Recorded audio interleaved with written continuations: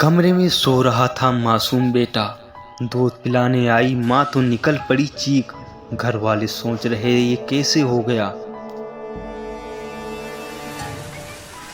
बताया जा रहा है कि उस समय कमरे में लाइट बंद थी।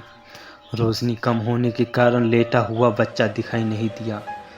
कुछ देर बाद बच्चे को दूध पिलाने के लिए माँ कमरे में गई तो वहाँ के हालात देखकर उसके पैरों तले जमीन खिसक गई।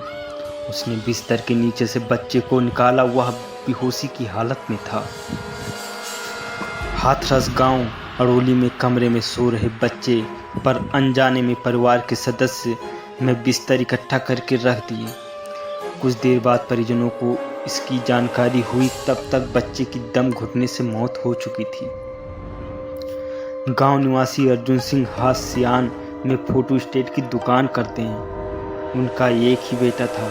शुक्रवार को पत्नी ने 10 माह के बेटे अविनाश को खिला पिलाकर कमरे में बेड पर सुला दिया। इसी बीच परिवार के किसी सदस्य ने घर के अन्य बिस्तरों को उठाकर बेड पर रख दिया। उसे जानकारी नहीं थी बेड पर बच्चा सो रहा है।